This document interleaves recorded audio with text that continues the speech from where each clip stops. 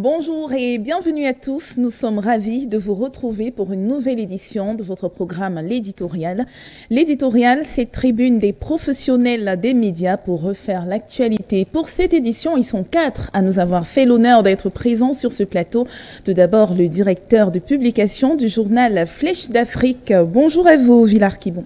Bonjour Christine. Bienvenue sur ce plateau. C'est moi qui vous dis merci pour le plaisir que vous me faites. Et j'accueille à votre droite Léon Bar, le secrétaire de rédaction du groupe Diapason. Nous sommes honorés de vous recevoir. Bonjour Christine, bonjour à vos téléspectateurs. Nous sommes honorés d'être sur votre plateau ce matin. Bran Kamga de Canal 2 International, nous vous accueillons sur le plateau de l'éditorial. Bonjour. Bienvenue. Bonjour, bonjour. Et à votre droite, on accueille Kiek de Kiki de Royal FM. Bonjour. Bonjour et merci pour l'invitation. Alors le décor est planté et à présent nous allons balayer l'actualité qui a fait les unes des journaux durant la semaine écoulée. Tout d'abord le contentieux électoral qui est le thème central de cette émission. On va revenir sur les débats au Conseil constitutionnel qui ont commencé mardi et se sont achevés hier avec une décision tranchante de la Cour constitutionnelle qui rejette les recours déposés par les candidats à la présidentielle. On va revenir sur le cas spécifique de Maurice Kamto et de Joshua aussi qui se sont exprimés devant le président du Conseil constitutionnel d'une manière assez tranchante.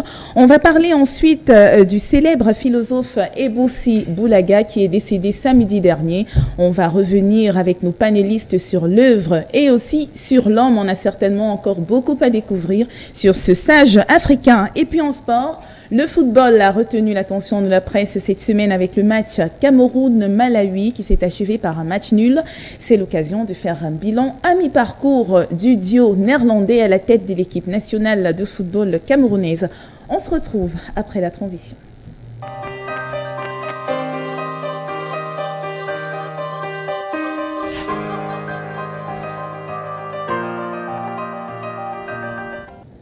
Bon retour sur le plateau de l'éditorial. On aborde le premier thème à l'ordre du jour de cette émission. Il s'agit du contentieux post-électoral.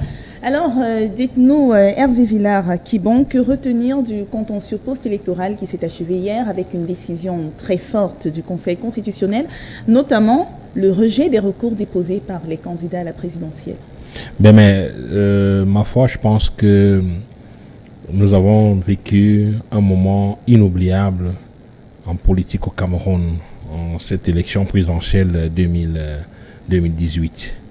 Je pense que les politiques aujourd'hui devraient comprendre que la chose politique aujourd'hui a pris une autre tournure et nous devons être plus sérieux en ce qui concerne notre avenir politique, en fait l'avenir politique des politiciens dans ce pays. Léon Ba, pouvons-nous avoir une analyse sommaire du contentieux post-électoral? Nous pouvons tout simplement dire que la Cour constitutionnelle, pour sa toute première entrée, avec une élection présidentielle, a tenu bon pendant 3 jours. Je pense que le jeu politique au Cameroun a connu des avancées à travers ce contentieux et nous osons croire que les choses ne seront plus comme avant. Le Cameroun nettement va connaître une évolution sur le plan politique. Je pense lors des prochaines échéances, les gens à travers ce contentieux essayeront d'améliorer le jeu politique au Cameroun, surtout nos politiciens, surtout ceux qui aspirent soit à la présidence du Cameroun ou bien aux députations et aux communes. Les dés sont jetés et il faudra s'attendre à un jeu politique plus serré, plus sérieux dorénavant. Quand vous parlez du jeu politique, à quoi faites-vous allusion exactement, l'amélioration du jeu politique? Effectivement, nous devons comprendre que le Cameroun, depuis l'arrivée du multipartisme, depuis sa première élection en 92, après le multipartisme, n'a pas connu ce que nous avons vécu ces 3 derniers jours. Vous voulez parler des avancées en matière de démocratie? Des démocraties, effectivement, parce que la mise en place du Conseil constitutionnel témoigne, quoi qu'on le dise, de ces avancées-là. Et nous avons vu comment le président du Conseil constitutionnel et les membres ont eu du mal à partir avec les différents contentieux, avec les différents candidats à l'élection présidentielle qui ont voulu simplement exprimer le ras-le-bol par rapport à ce qu'ils ont appelé des irrégularités et des fraudes massives enregistrées selon les différents conseils qui ont défilé devant le Conseil constitutionnel pour se faire entendre. Brahim Kamga, tout le monde parle des avancées en matière de démocratie, mais pensez-vous l'opposition camerounaise ou encore tous les acteurs de la scène politique sont-ils véritablement prêts à accueillir cette démocratie? Je dirais oui, sans trembler, parce qu'il y a quelques mois, je me posais toujours des questions. Existe-t-il réellement une opposition politique au Cameroun? Et je crois qu'avec ce qui s'est passé ces 3 derniers jours, nous avons sommairement, pas totalement, parce qu'il ne faut pas qu'on mette la charrue avant les bœufs, on a des insignes, on a des symptômes de ce que la démocratie va avancer. Et on peut s'attendre dans les prochains mois, dans les prochaines années, à pourquoi pas voir le système basculer complètement. Si tous les mécanismes sont mis en jeu, je pense que d'ici 5 ans, si le parti au pouvoir depuis pratiquement l'indépendance du Cameroun ne fournit pas des efforts, on va vivre un basculement réel dans ce pays. Ce que nous avons vécu de mardi à vendredi, parce qu'il faut le dire, certains ont l'impression que le contentieux s'est achevé jeudi. Non, le contentieux s'est bel et bien achevé vendredi à 2h05. C'est à 2h05 que le président du Conseil constitutionnel a rendu le dernier verdict sur le recours du Social Democratic Front qui portait sur l'annulation totale de l'élection du 7 octobre dernier. Donc, et justement, lorsqu'on parle de démocratie, il y a parfois une crainte qu'on ait à la fin une sorte de libertinage. Est-ce qu'il n'y a pas à craindre ce type de scène lorsqu'on regarde par exemple l'attitude des avocats du candidat Maurice Kamto? Comment avez-vous jugé cette attitude qui consistait à continuer les débats même lorsque le président du Conseil constitutionnel les a suspendus? Tout cela fait partie du jeu démocratique. Nous ne sommes pas à l'église, excusez-moi du terme. C'est pas une affaire de béni oui. Lorsqu'on dit débat, ça sous-entend jusqu'à certaines limites, on va le dire. Ben, bien sûr, lorsqu'on dit qu'il y a débat, ça sous-entend que de temps à autre, vous pouvez être interrompu. C'est vrai, le Conseil constitutionnel n'est pas n'importe quel organe. On a du respect pour cette institution-là, mais lorsqu'on est à la phase des débats lors d'un contentieux, il faut s'attendre à ce que de temps en temps, l'un ou l'autre soit interrompu. Ce qu'on a vécu ces 3 derniers jours, vraiment, il faut saluer cela. Le Cameroun a rayonné d'une manière ou d'une autre sur le plan international. On salue au passage cette retransmission de la télévision nationale reprise par les autres télévisions locales. Le monde entier a vécu cela. C'était très beau, même si dans le fond, il y a beaucoup de choses à redire parce que l'image du Cameroun n'a pas forcément été améliorée quelque part aussi. On a reculé un tout petit peu et on a aussi prouvé que ce qui se dit souvent tout bas est une réalité. Dire tout haut. Roger Kiek-de-Kiki, on va rester sur le cas spécifique du candidat Maurice Kamto qui a réuni un bon nombre d'éléments dans sa requête. On a vu Maître Ndoki qui a parlé par exemple du fait que les scrutateurs du MRC n'aient pas eu l'accès dans les bureaux de vote à Douala-Premier. Ils ont relevé les affichages anarchiques du candidat du RDPC. Ils ont relevé le lancement tardif, le financement tardif de la campagne électorale. Alors, à votre avis, tous ces éléments n'étaient-ils pas suffisants pour recevoir les requêtes du MRC? Mais vous savez... selon la loi. Il faut faire attention parce que la loi, elle est la loi. Elle a beau ne pas être parfaite, mais c'est la loi. En attendant de la changer, il faut la respecter comme elle est. Vous savez, il faut pouvoir prouver ce qu'on dit. Quand vous dites que bon, nos scrutateurs ont été violentés, ont été chassés, il faut pouvoir le prouver. C'est-à-dire quoi? Il faut faire constater cela par un huissier de justice. Il faut porter ces réserves-là sur le procès verbal du bureau de vote. Article 115 de la même. Il faut porter cela sur le procès verbal. Parce que si vous n'avez pas porté sur le procès verbal du bureau de vote, Oui. vous ne pouvez pas, le moment venu, aller justifier qu'il y a ici, il y a eu ça. Le fait est que moi je suis allé au lycée Leclerc. Je suis allé également, pour ne citer que ces deux exemples-là, à l'école publique de Fandena, à l'Omnisport. Je vous assure qu'en plein Yaoundé, je n'ai pas trouvé les représentants ni du parti Univers, ni du MRC. Ça, je vous assure, je ne peux pas mentir. Non, ça demande une logistique conséquente. Il faut que, vous savez, on va construire notre démocratie par la sincérité aussi. Oui. La maturation va venir au fur et à mesure, mais déployer des représentants sur l'ensemble du territoire national, ça demande une logistique pas possible. Peut-être d'où la plainte des avocats de Maurice Kamto au sujet du financement des moyens financiers. Même si on leur avait donné ces moyens. Vous savez, on est en train de le vivre au Gabon en ce moment. On parle du Cameroun. Le RDPC est une excroissance de l'UNC. Il a des structures, des comités de base, y compris dans les zones frontalières, dans les tréfonds du pays, parce que c'est l'ancien parti unique qui fonctionnait comme ça. Il a hérité de ça comme appareil. Hormis ce parti-là, personne d'autre ne peut. Quand moi j'ai voyagé dans l'extrême nord quelquefois pour aller couvrir la lutte contre le terrorisme, il est arrivé avec le colonel Badek qu'on survole des zones entières, des rizières par hélicoptère. C'est-à-dire que hélicoptère, voiture, vous avez des zones des localités du pays où vous ne pouvez y arriver que par des pirogues.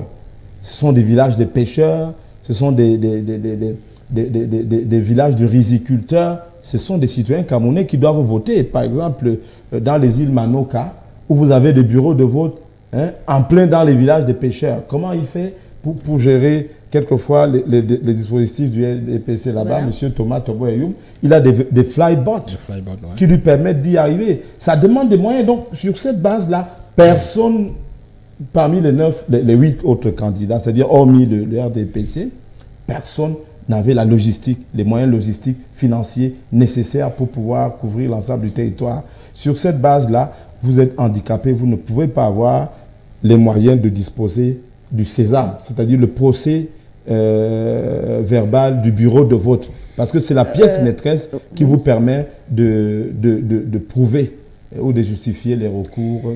Et vous savez que la même loi donc, vous dit que la preuve doit venir du requérant. Oui. C'est celui qui accuse qui doit apporter la preuve. Sur cette base-là, on ne pouvait pas s'attendre à autre chose que ce qu'on a vécu. Mais par contre, c'était des débats d'un très haut niveau.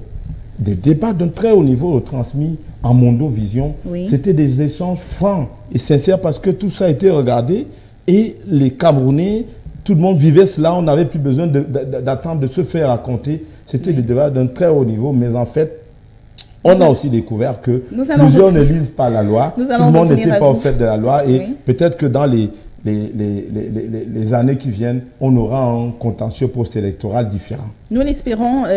On revient à vous, Hervé Villard-Kibon. Il y a le fait qu'il y ait eu différence au niveau des procès-verbaux. On a assisté à une scène où un magistrat, membre du Conseil constitutionnel, se retrouve avec des documents et qui sont tout à fait différents des documents que les avocats du candidat du MRC disaient avoir, mais qui n'ont pas présenté non plus. Quelle est la lecture que vous faites de cette scène? Ben voilà, on a tous vécu ça en Mondovision. On ne peut pas apporter la preuve du fait que ces PV n'étaient pas signés, comme on le dit. Ça s'est passé quand même en direct à la télévision. Oui, mais on a vu l'avocat brandir les documents. Il a invité quelques membres de l'assistance à venir regarder, ce qui n'a pas été accordé par le juge. Oui, on ne dit pas non. Ce qui prouve effectivement que pendant tout ce processus électoral, on a pu observer tout de même qu'il y avait un véritable problème. Un véritable problème sur ce problème de PV, que ce soit du côté de la Cour constitutionnelle, que ce soit des requérants qui étaient le le parti de Maurice Kamto, il y avait un véritable problème sur ces PV. Eux-mêmes ne pouvaient pas apporter la preuve tangible de la qualité de ces PV. Brand Kamga, vous voulez réagir à ce sujet? Oui, moi je voudrais apporter quelques précisions. Il y a ceux qui ont regardé le contentieux post-électoral à la télé. J'ai eu la chance d'être en salle, j'ai vécu tous ces 3 jours-là en direct. Mais je vais dire que il y a comme un 2 poids 2 mesures. C'est-à-dire, il y avait des moments où les avocats ou les membres du conseil constitutionnel vous disaient les procès-verbaux doivent être absolument visés à chaque page, et après, dans un cas comme dans l'autre, ils viennent vous dire il n'y a aucun article qui dit où est-ce que le procès-verbal doit être signé. Donc, il y avait comme un 2 poids 2 mesures. Tout cela montre qu'il y a quand même des limites quelque part. Si vous permettez, je vais revenir sur ce que Roger Kiek a dit tout à l'heure par rapport à la disponibilité des financements. On attend certes les financements de l'État, mais chaque parti politique a des mécanismes internes de financement. Donc chacun doit se battre. Mais cependant, lorsque vous regardez le mécanisme par lequel le RDPC, le parti au pouvoir, finance parfois ses activités, il y a beaucoup à dire. Et là, il y a aussi vide juridique, il y a des manquements. Pourquoi? Parce que lorsqu'il y a meeting du RDPC, c'est avec les véhicules de service qu'on s'y déploie, ce qui n'est pas du tout normal. Vous voyez que quelque part, c'est pour ça qu'on parle... Ça n'a pas été mentionné pendant le contentieux. Ça a été mentionné par les avocats du mouvement pour la renaissance du Cameroun. C'est pour ça qu'on parle parfois du parti État. Il y a des limites. A contrario, je voudrais saluer la force de frappe de certains candidats de l'opposition sur le terrain. Ils n'avaient pas les mêmes moyens à leur disposition, mais ils se sont battus autant que faire se peut pour entrer en contact avec les populations, notamment Cabral Libi, on l'a vu sur le terrain. On a également vu Maurice Kamto sur le terrain depuis le début de l'année 2017. Lui n'a pas attendu la période de campagne pour aller sur le terrain. Ils n'avaient pas les mêmes moyens, mais ils se sont battus. Au même moment, nous sommes au Cameroun, nous avons 58 ans d'indépendance. On ne doit pas tout d'un coup atteindre le niveau des États-Unis ou le niveau de la France, qui sont à pratiquement 230 ans d'indépendance. On évolue au Cameroun. Oui. Ça va évoluer. Et comme je vous ai dit au début, d'ici 5 ans, ça ne sera plus la même chose. Roger Kiek de Kiki, je vous ai vu réagir tout à l'heure lorsqu'on parlait de cet incident. Mon propre contrat de travail, oui. Quand je l'ai signé, j'ai signé la dernière page où vous avez des cachets qui est importante, mais j'ai paraphé les autres pages. Il y a une différence entre parapher et signer. C'est laquelle? Peut-être que tout le monde... Non, on ne signe pas évidemment toutes les pages. On signe les dernières pages et on peut parapher, on paraphe les autres. Vous permettez, il y a quand même quelque chose que nous n'arrivons pas à cerner jusque-là. Pourquoi devrait-il avoir problème lorsque la loi est dite que ce soit pas... La loi demande de signer le document. De l'autre côté, on a des magistrats qui disaient également qu'il fallait signer toutes les pages du document. Ne rusons pas. Vous savez, en fonction des griefs qu'on a relevés dans un bureau de vote, vous pouvez avoir un document d'1 page, de 2 pages, de 3 pages ou de 4 pages. Maintenant que toutes les parties ont signé le document, à la fin, pour prouver qu'il a été lui approuvé, on peut parapher les autres pages. L'essentiel, c'est de signer le document. Maintenant, il faut dire, et je l'ai dit, je vous assure, si vous réalisez la loi électorale, oui, c'est 111, je ne me suis pas trompé. Le PV qui compte, le PV majeur, fondamental, la pièce maîtresse, c'est le procès verbal du bureau de vote, c'est-à-dire de la commission locale. Et il a été présenté. J'ai vu des documents qui ont été brandis, parce qu'effectivement, les parties prenantes à l'élection, le professeur Foguet, qui est un grand membre du trésorier du MRC, le professeur Nkouvandor, qui est le président de l'univers, et les autres ont siégé à la commission générale de recensement de vote. Donc le document qu'ils avaient là-bas, qui est un document compilé des autres qui venaient, est celui qui a été brandi. Mais je vous dis que pour un recours, pour une saisine du Conseil constitutionnel, d'ailleurs on vous dit que le document parti du bureau de vote de la commission locale à 72 heures pour parvenir dans les délais à la commission départementale. Passé ce délai, vous rentrez dans la conclusion. Si vous avez sauté l'étape du bureau de vote pour venir vous accrocher sur un document de la commission départementale et prétendre poser des problèmes commis dans les bureaux, c'est pas prévu comme ça par la loi.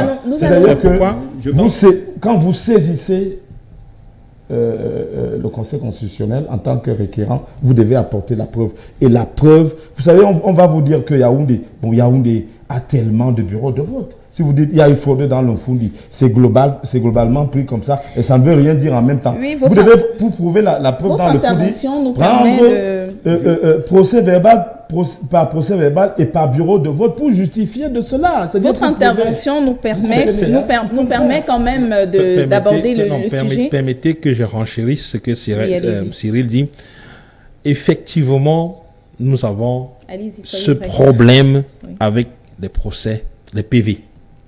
Ces PV, effectivement, ce n'est pas devant le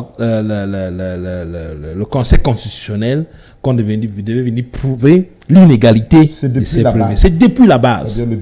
Donc c'était un débat. Est-ce qu'il n'y avait pas cet aspect mentionné dans les requêtes? C'est-à-dire quoi? Les gens n'ont pas été présents au bureau de vote. Écoutez,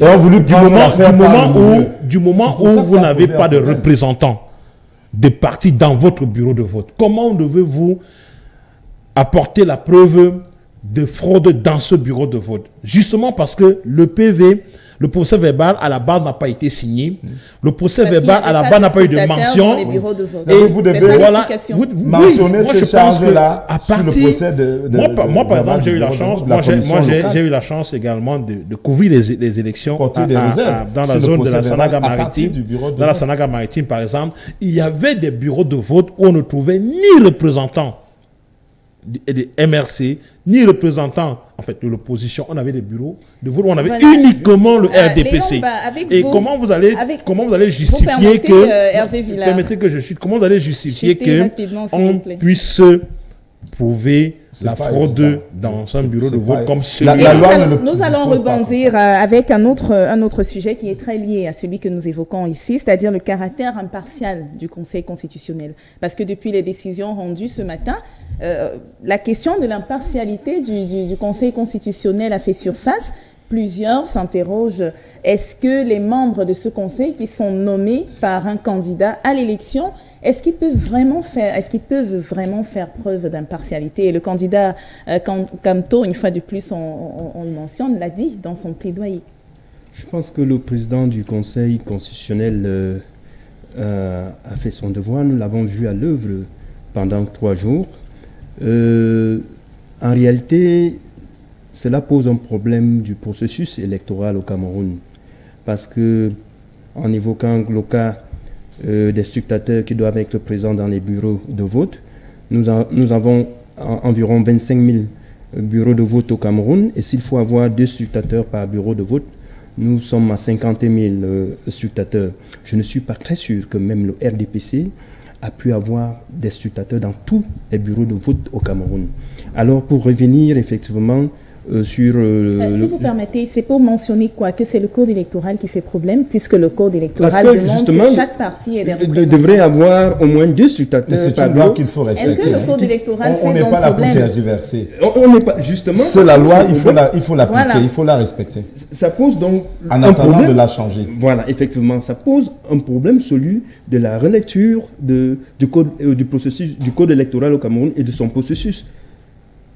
Il faudrait repartir sur ces bases-là si nous voulons avancer dans notre démocratie. Pour revenir effectivement au niveau du Conseil constitutionnel avec les décisions qui ont été prises par le président du Conseil constitutionnel, je pense qu'il est resté dans son rôle d'écouter et il a pris du temps, il a donné la possibilité à toutes les parties prenantes de s'exprimer.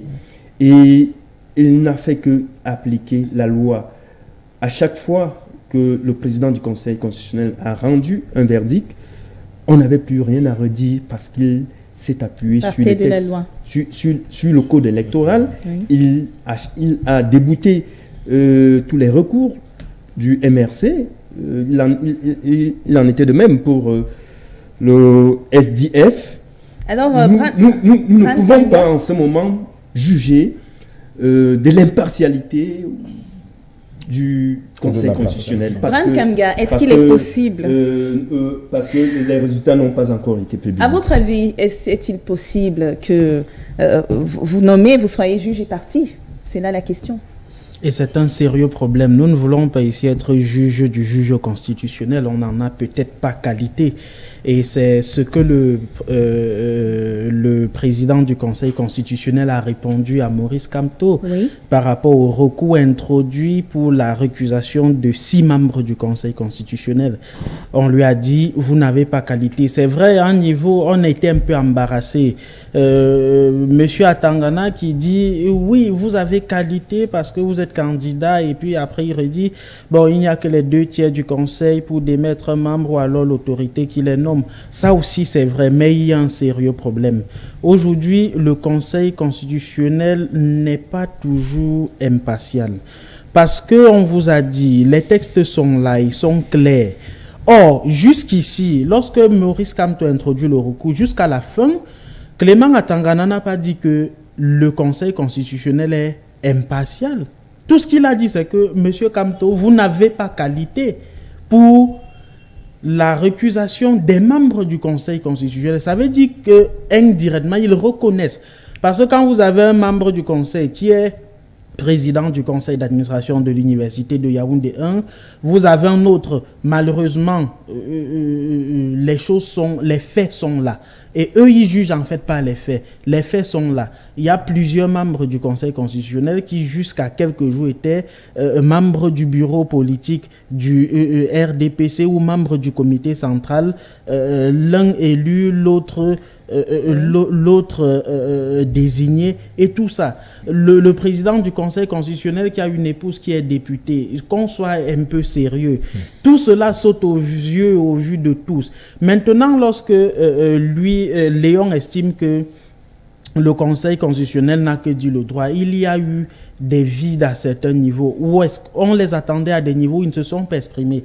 Lorsque le SDF, par exemple, demande sur quelle base est-ce que M. Philémon Yang est allé voter à Upstation au lieu de voter à Oku, lorsqu'on pose la question de savoir sur quelle base le président du Sénat, Nyat Difendi, a voté à Paris au lieu de voter au Cameroun, tout cela, personne n'a répondu à cette question. On est passé dessus. Oui. Et je pense qu'étant donné que le Conseil constitutionnel, dans sa méthodologie, rendait à un niveau le verdict par module, par moyen, il fallait quand même reconnaître au moins qu'au niveau du vote, au niveau de la procuration, le Premier ministre, le président du Sénat ont eu tort parce que selon les dispositions de la loi, pour voter ailleurs, pour que vous puissiez obtenir une requête, il faut être fonctionnaire, qui soit muté ou aller en retraite, il faut être ci, il faut être ça. Or, il ne répondait pas, il n'avait pas qualité pour obtenir cette procuration. Merci, Bran Kamga. Et de deux, la loi ne le permet même pas du tout. Nous nous tournons à présent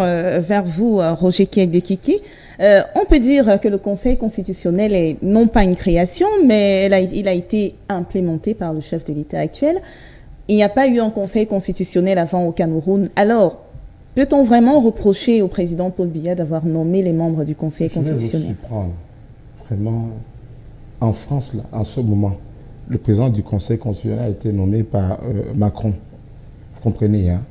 Même aux États-Unis, Donald Trump a nommé des membres. Dans tous les pays du monde. On peut dire qu'il n'y a pas de problème à ce niveau. Oui, alors. Je vais vous dire, le chef de l'État nomme des membres. Il y a des membres qui sont nommés par le chef de l'État. Le problème n'est pas au niveau de la nomination. Permettez, vraiment. La nomination est même réglementée. C'est reconnu que le chef de l'État nomme des membres. C'est de droit. D'ailleurs, le chef de l'État lui-même, quand il aura quitté le pouvoir, il en deviendra un membre Nous retenons que ce n'est pas ça ne pose aucun problème. Ça ne pose aucun problème. Parce que maintenant, le débat est sur la même question est posée au sujet des LECAN. C'est à peu près les mêmes procédures. Je suis en train de vous répondre.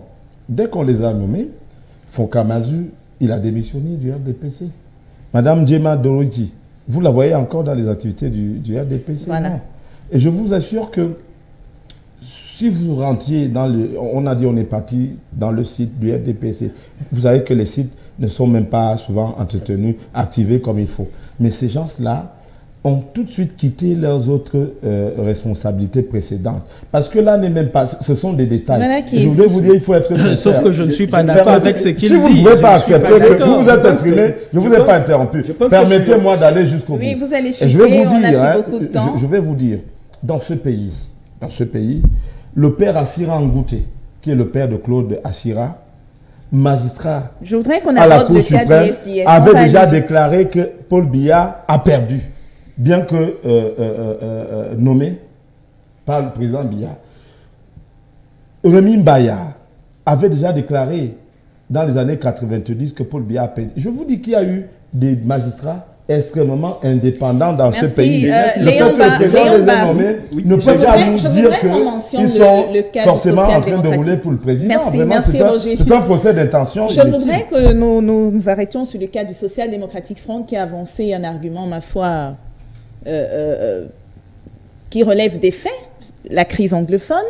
Alors, il demande l'annulation du scrutin compte tenu du fait que les populations du côté des régions du sud-ouest et nord-ouest craignaient de se rendre dans les bureaux de vote le 7 octobre. Oui, il faut reconnaître effectivement qu'une bonne partie de la population de ces régions n'a pas participé, n'a pas pris part au scrutin.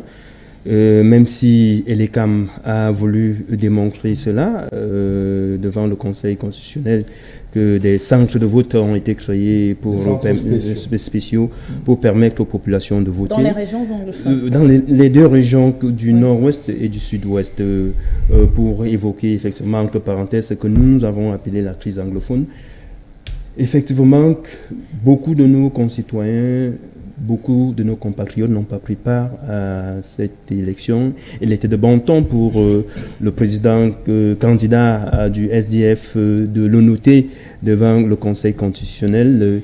Et c'est de bonne guerre qu'il s'est défendu avec ses avocats pour demander l'annulation pure et simple du scrutin du 7 octobre dernier.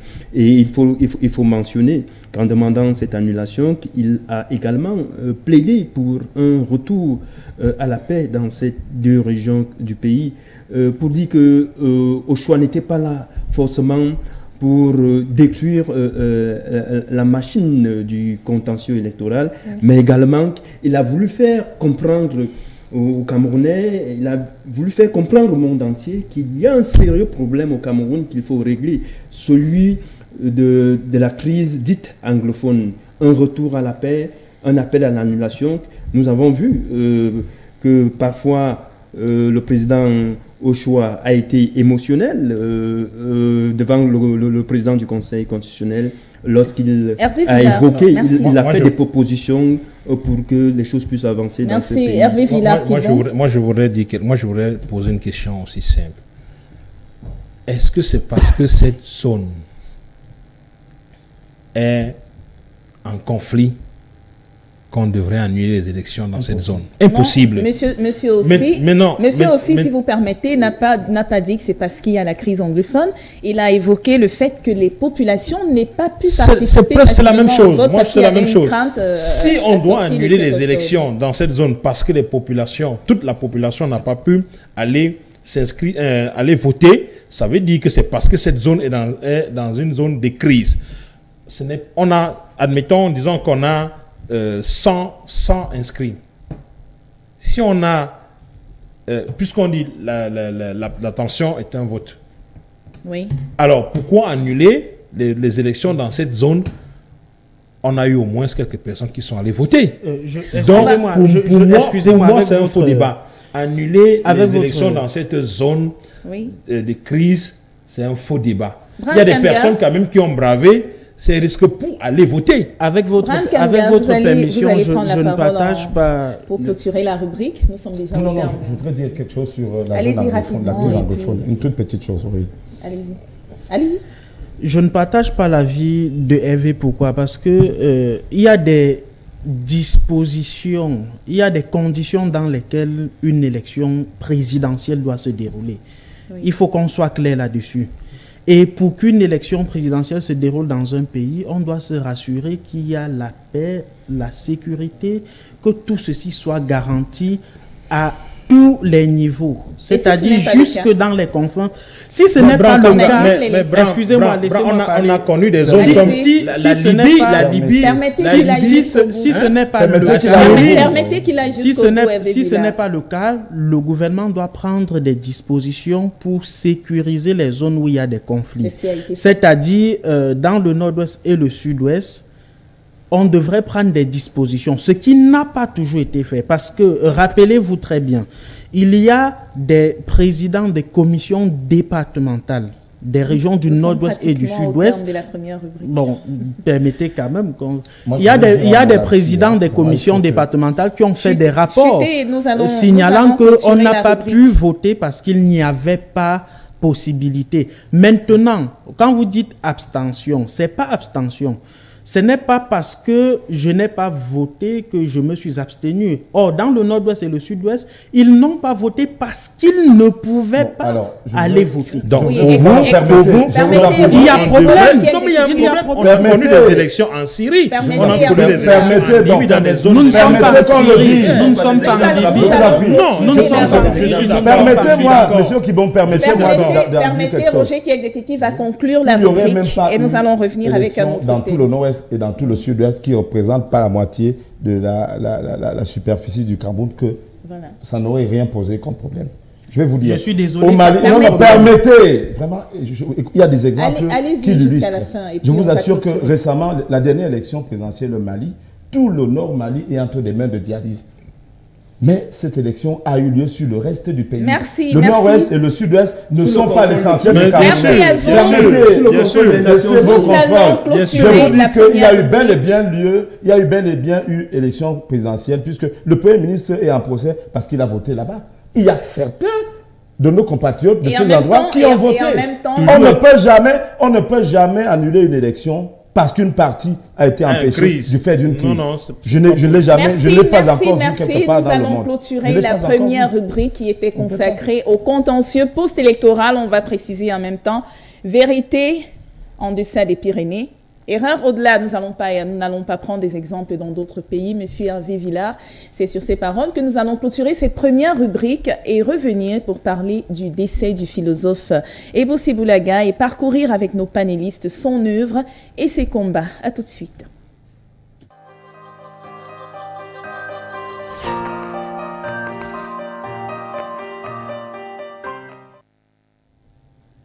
Bon retour sur le plateau de l'éditorial. On aborde ainsi la deuxième partie de notre programme, une partie qui est exclusivement consacrée au philosophe Ebossi Boulaga qui a quitté ce monde samedi dernier.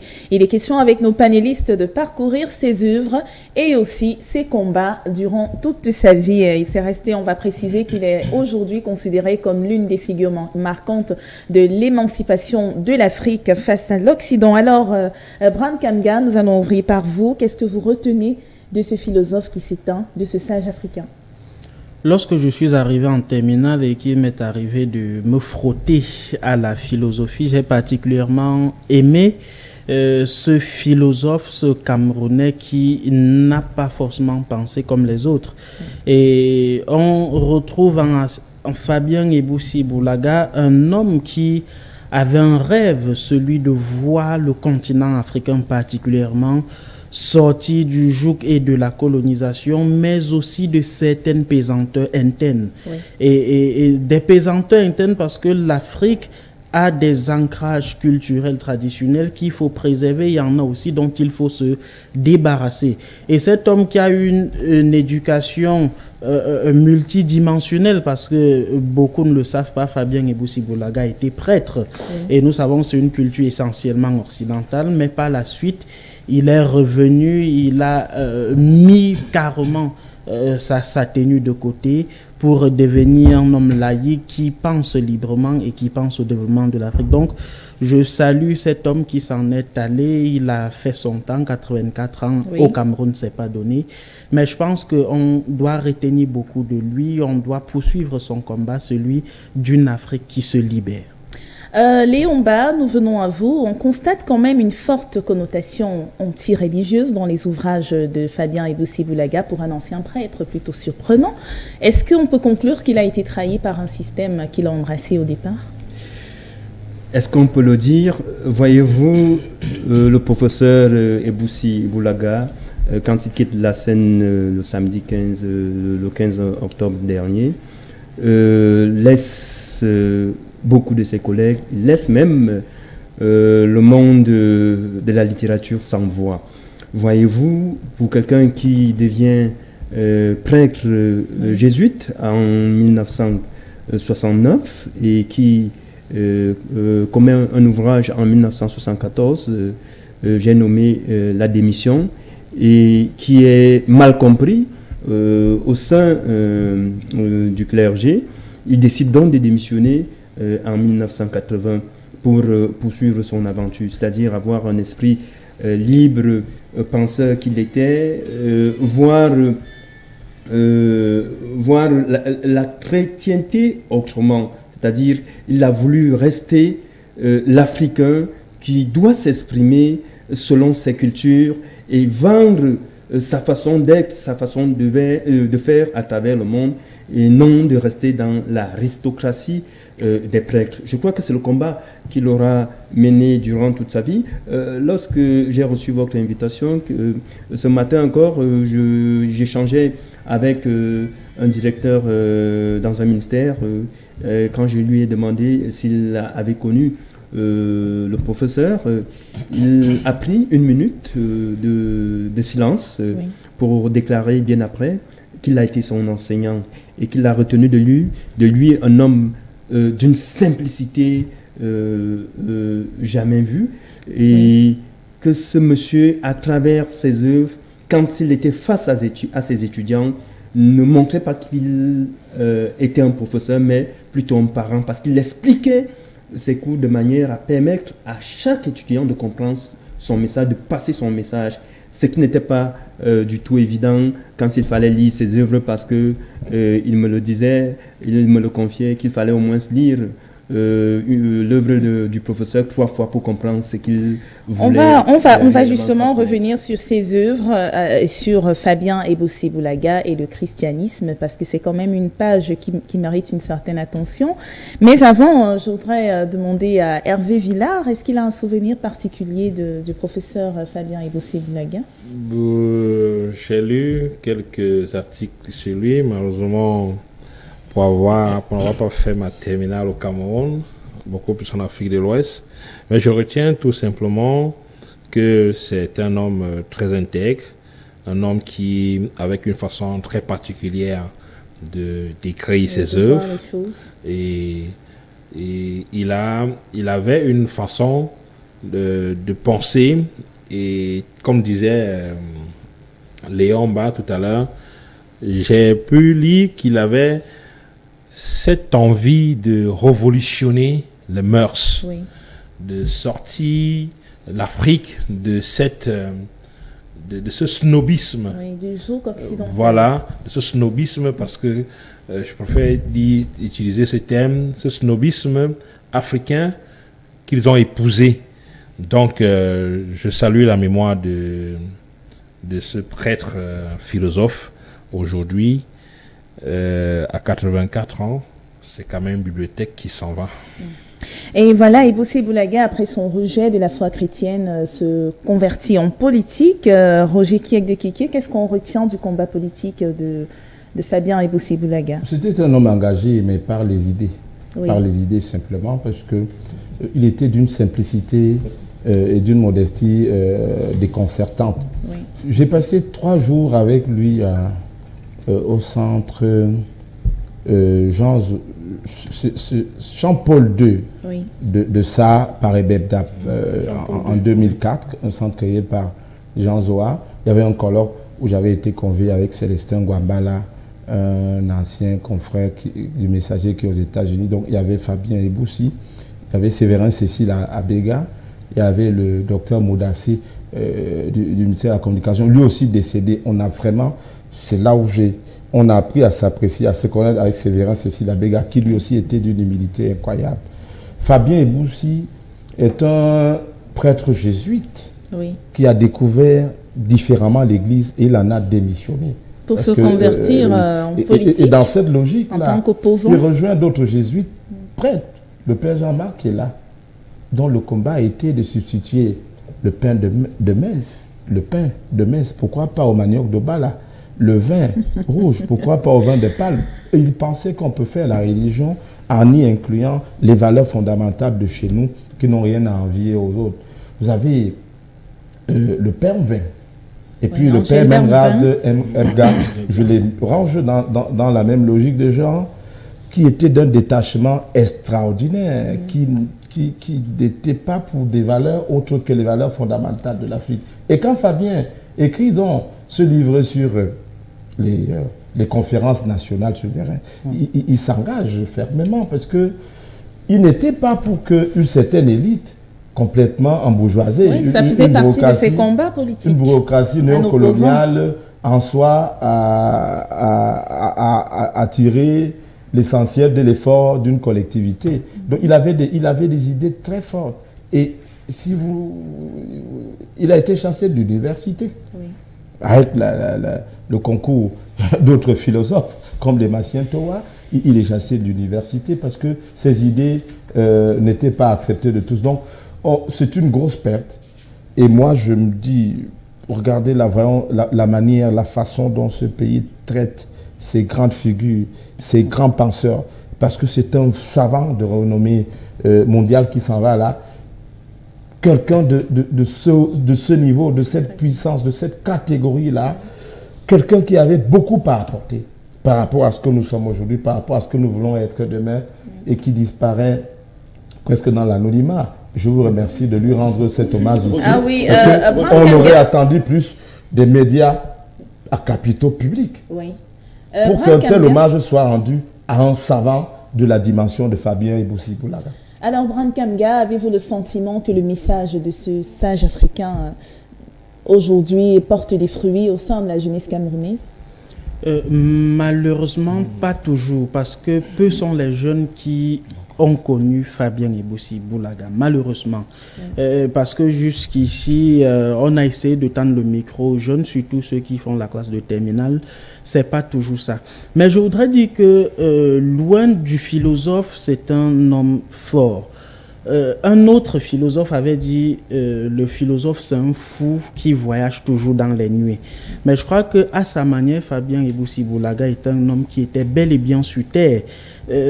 Si vous parcourez ses œuvres, notamment la dialectique de, je crois, c'est de la foi et de la raison. Vous comprenez que c'est un homme qui veut avancer, qui veut être réaliste, qui veut être pragmatique. Il ne s'est pas limité aux pensées philosophiques, mais il a aussi mené un combat. On ne le dit peut-être pas assez, c'est un farouche opposant au système en place. Il a été derrière Ni John Fondi en 1992. Il a supporté Ni John Fondi en 92 et tout cela. Donc je pense que c'est également à nous, hommes de médias aujourd'hui, de valoriser nos talents, de talents intellectuels comme celui-là. Et vous ajouterez qu'il a supporté Fondi par ses idées, mais il a été déçu aussi. Par la suite, bien évidemment. Lorsque je suis arrivé chez Fabien Eboussi Boulaga pour rejoindre Roger Kiek, j'ai été un peu surpris et déçu. Mais attendez, un intellectuel de cette trame dans un endroit aussi modeste, c'est vrai. On le dit, les philosophes sont les fous, mais n'empêche que nous devrons prendre des dispositions pour davantage encadrer, parce que si on néglige une bibliothèque et qu'elle brûle, c'est nous qui perdons. Tout à fait. Je reviens à vous, Léon Ba. Je voudrais, avant de passer la parole à Léon Ba, m'appesantir sur un point.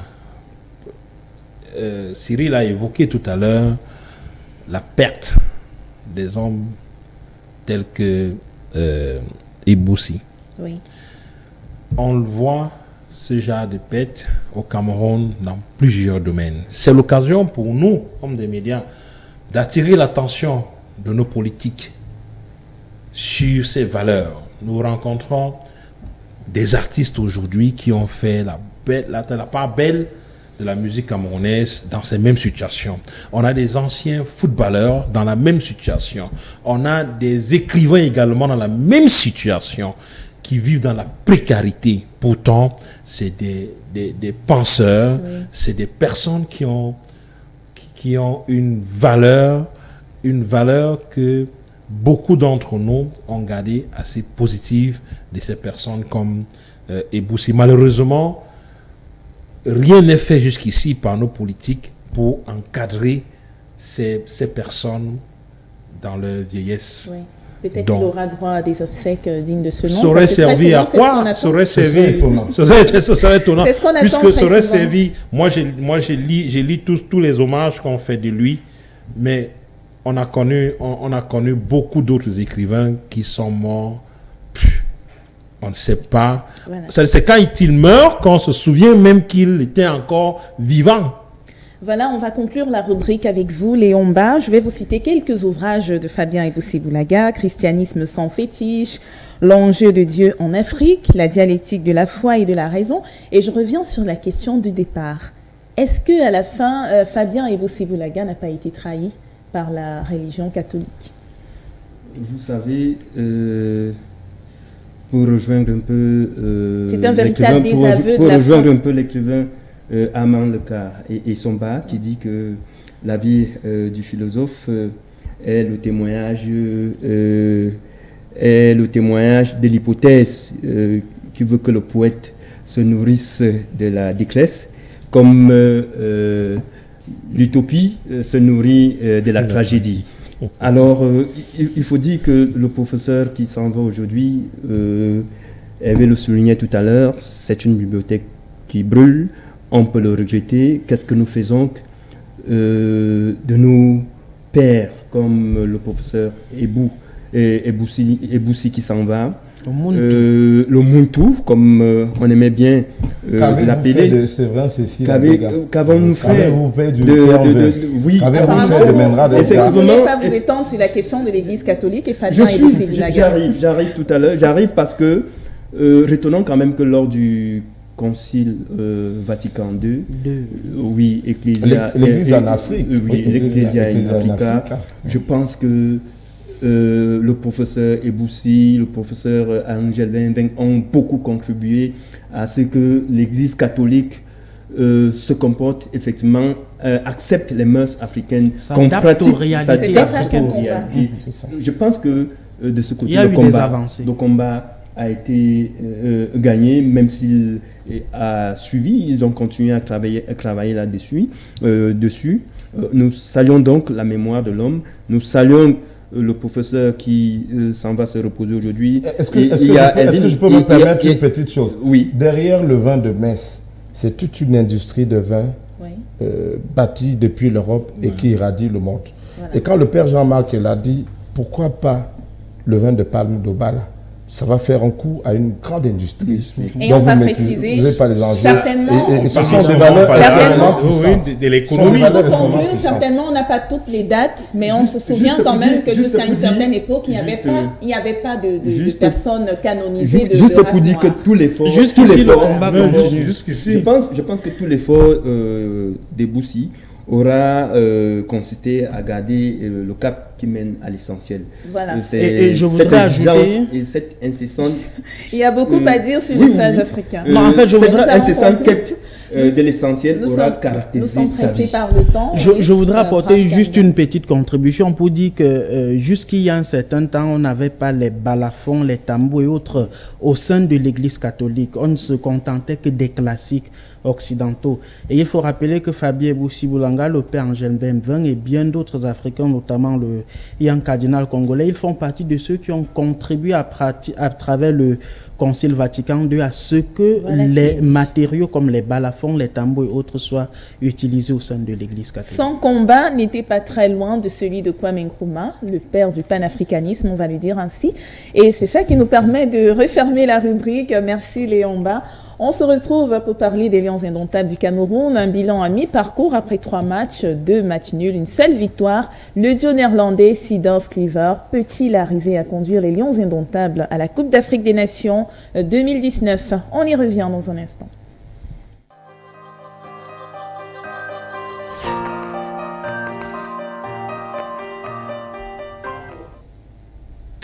Une victoire, 2 matchs nuls pour l'équipe nationale de football du Cameroun.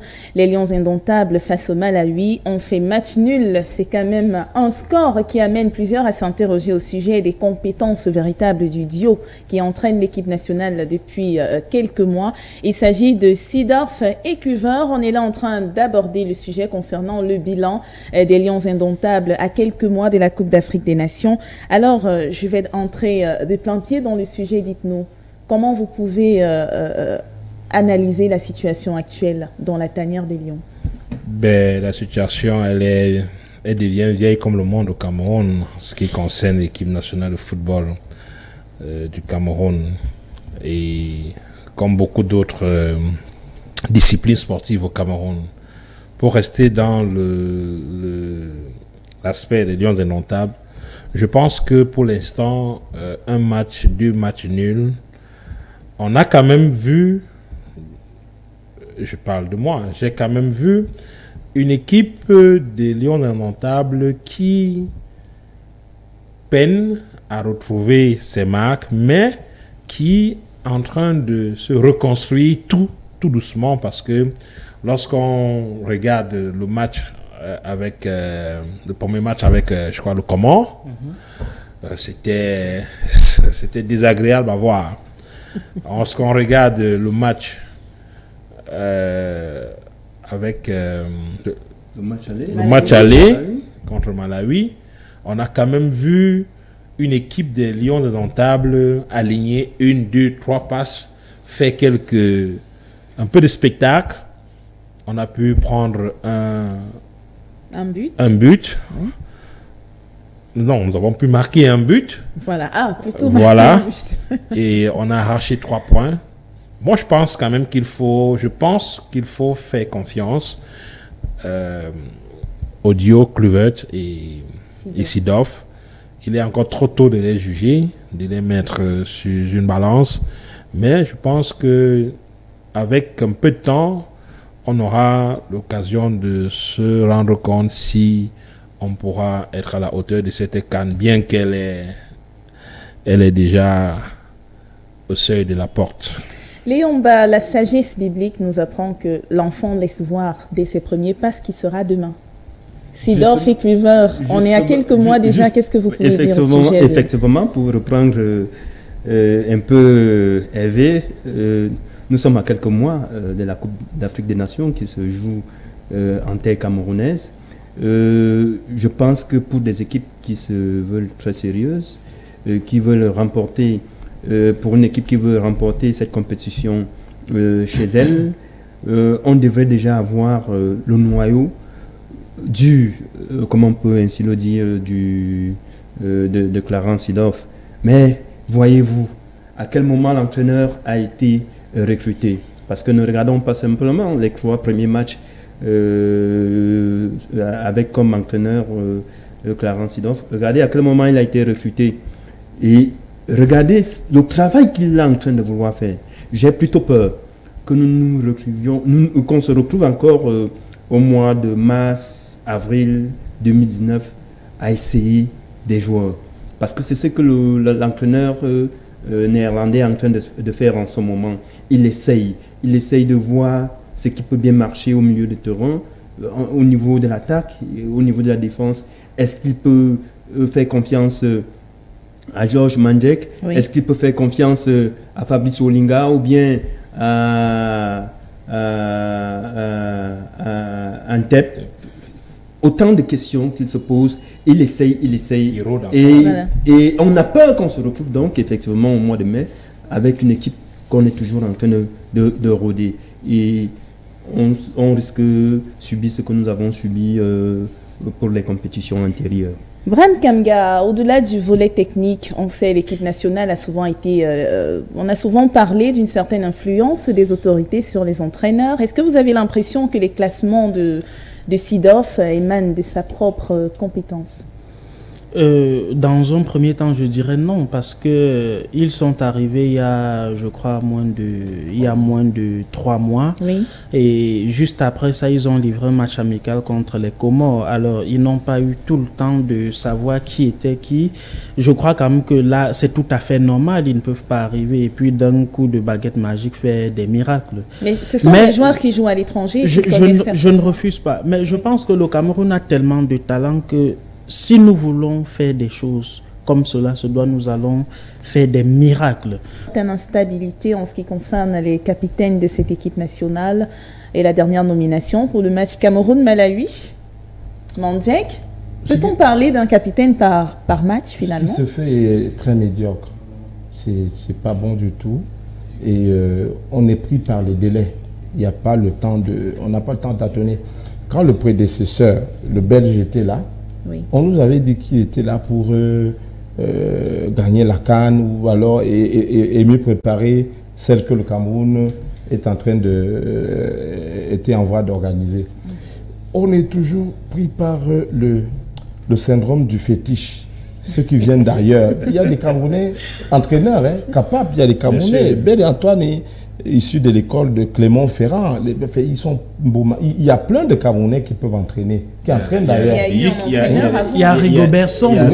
Il y a beaucoup. Donc, ce que je vois faire pour des gens qui ont un si grand nom, qui ont une expertise, une expérience avérée ailleurs, vraiment, c'est un peu médiocre. J'ai vu quelque chose.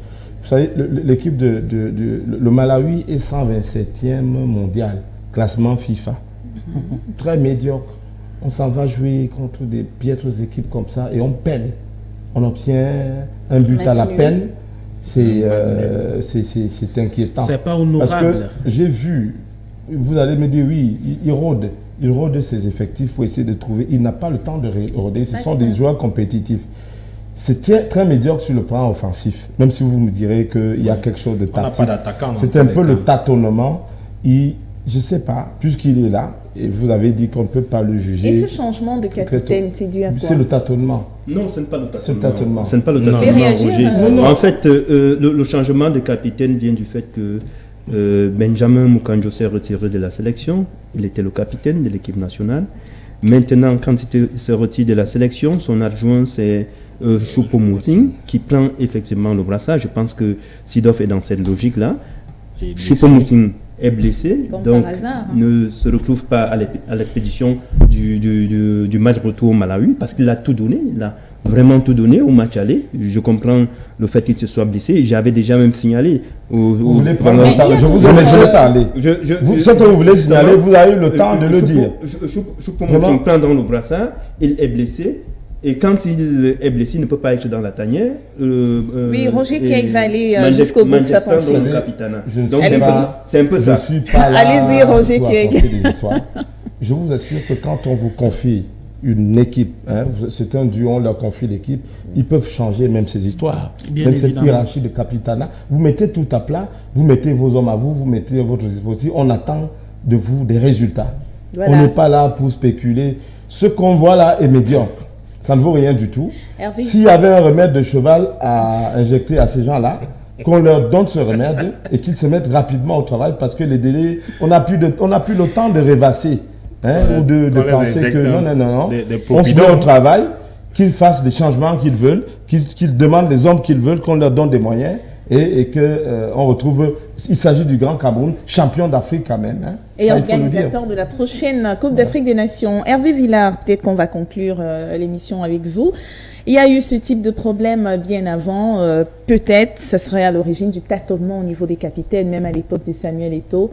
Il y avait des reproches qui lui étaient faits, comme quoi il avait une emprise totale sur la sélection nationale. Est-ce que c'est ce qui est craint maintenant? Vous savez, il y a des blessures qu'il ne faut pas remuer le couteau dedans. On va courir le risque de le faire. On a un problème majeur qui est la stabilité de l'équipe nationale. C'est vrai que le statut de capitaine a toujours posé problème. Le capitaine est celui qui porte le five spirit d'une équipe. Oui. Mais moi, je pense que ce n'est pas là le problème. Moi, je suis d'accord avec Cyril. On doit très rapidement mettre un bloc assez solide et soudé pour pouvoir mieux aborder, affronter cette CAN, conserver le trophée que nous avons gagné au Gabon. Merci à vous. Merci d'avoir répondu présent sur le plateau de l'éditorial. Merci Roger Kiekdekiki. Merci, ça m'a permis de découvrir vos installations qui sont très très belles. Et je vous remercie d'avoir convié ma modeste personne à un plateau aussi intéressant. Merci. Et on remercie par la même occasion Bran Kamga qui nous venait de Canal 2 International. Merci. Merci à vous. Merci à vous Léomba pour le groupe Diapason. Votre présence nous a honorés. Merci. Merci à vous Hervé Villard. Comment se porte Flèche d'Afrique jusqu'à nous? Pour l'instant, Flèche d'Afrique, il est là. La Flèche est un journal hebdomadaire qui traite de l'actualité du pays et d'ailleurs. Pour l'instant, il n'y a aucun souci. Voilà. Je vous remercie pour l'invitation. C'était notre rendez-vous avec les professionnels de médias. C'est une manière de voir l'actualité. Elle est décryptée par les experts. Et pour la prochaine édition, nous serons ravis de vous présenter un élément encore meilleur. On parlait aujourd'hui du contentieux post-électoral avec la décision forte du Conseil constitutionnel qui a rejeté tous les recours introduits par les candidats à la présidentielle. On a parlé d'Ebossi Boulaga, le célèbre, le sage africain, et puis on a chuté avec la situation de l'équipe nationale du Cameroun. C'est la fin de ce programme. Passez une agréable soirée en compagnie des programmes de votre télévision HTV. Au revoir à tous.